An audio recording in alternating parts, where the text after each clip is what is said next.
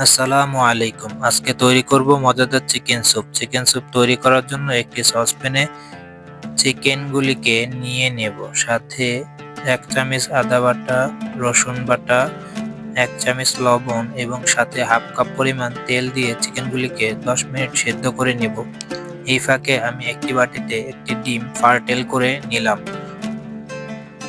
ডিমটি ভালোভাবে ফার্টেল হয়ে গেলে অন্য একটি বাটিতে ১ বাটি পানি নিয়ে সাথে ২ চামচ কর্নফ্লাওয়ার নিয়ে ভালোভাবে মিক্স করে নিতে হবে। আমি ২ চামচ কর্নফ্লাওয়ার ভালোভাবে মিক্স করে নিয়েছি। এখন আমার চিকেনগুলি সিদ্ধ হয়ে গেছে। আমি চিকেনগুলিকে তুলে নিয়ে ছোট ছোট করে কেটে নিব এবং চিকেন এর পানিতে আমি দিয়ে দিব পরিমাণ মতো টমেটো এবং গাজর।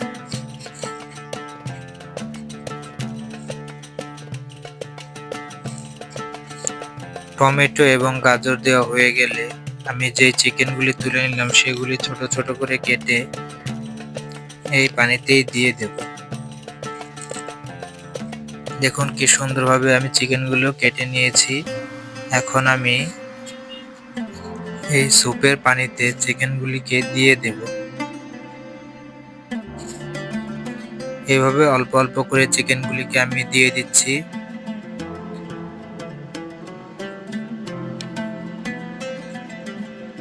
চিকেনগুলি দেওয়া হয়ে গেলে এখন আমার আগে থেকে গোলানো কর্নফ্লাওয়ার অল্প অল্প করে এই স্যুপে দিয়ে দিতে হবে। দেখুন আমি এইভাবে অল্প অল্প করে দিচ্ছি আর লাড়া দিচ্ছি। এইভাবে অল্প অল্প করে দিয়ে এটাকে লাড়াচাড়া করতে হবে। বেশি দিয়ে দিলে এটা জমে যাবে, তাই অল্প অল্প করে এইভাবে কর্নফ্লাওয়ারটা স্যুপের সাথে মিশিয়ে নিতে হবে, যাতে করে পাত্রের নিচে না লেগে যায়। এইভাবে অল্প অল্প করে আমি কর্নফ্লাওয়ারটা সম্পূর্ণ দিয়ে দিলাম। এখন আগে থেকে আমার ফার্টেল করা ডিমটাও কর্নফ্লাওয়ারের মতো অল্প অল্প করে দিয়ে নাড়াচাড়া করে নিতে হবে। আমি অল্প অল্প করে ডিমটা দিচ্ছি এবং এভাবে নাড়াচাড়া করছি।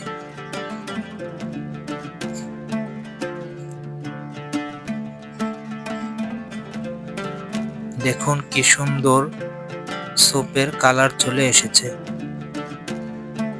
এইভাবে নাড়াচাড়া করতে হবে। আমার স্যুপটি প্রায় তৈরি হয়ে গেছে। এখন স্যুপের স্বাদ বাড়ানোর জন্য আমি এর মধ্যে একটি লেবু চিপে দেব। এরকম ১ পিস লেবুর রস আপনারা এখানে চিপে দিয়ে দিতে পারেন।